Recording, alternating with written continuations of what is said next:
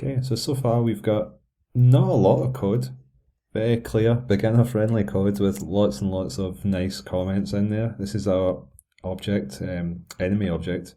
Bullet object doesn't actually require any code. It's just simply being created and launched across the screen. And then here we've got our obj underscore tower.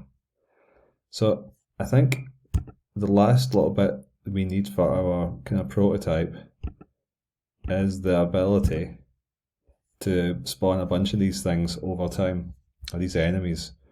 So let me close this, and yeah,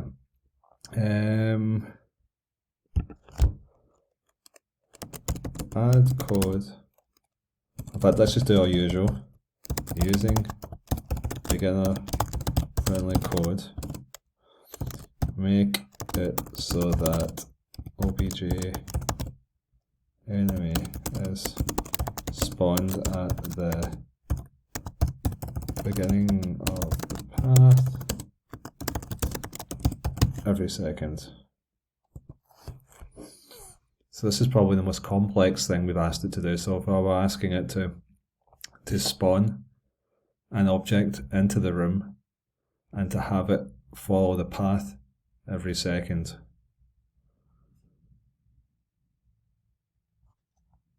Okay, so it's created another object called obj spawner.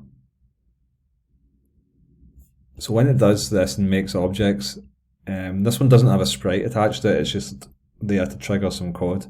It doesn't always do an awesome job of kind of hooking this all up inside GameMaker.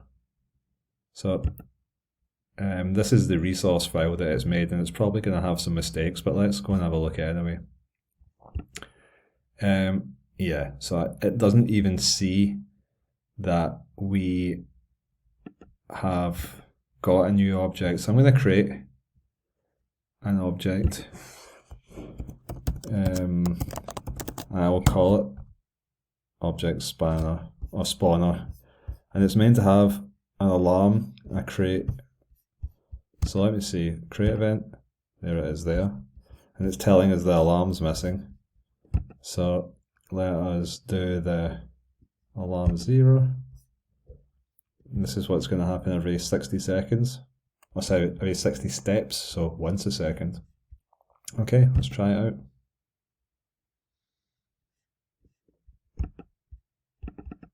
Oh, so not working yet, and I think I know why.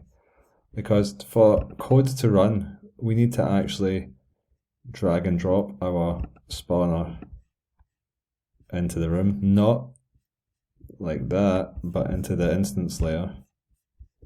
And you can just place it anywhere. Usually I put my stuff, which has got no sprite, up in the top left, just so I know where to look for it, but you can see it appears and registers in that list, and hopefully now,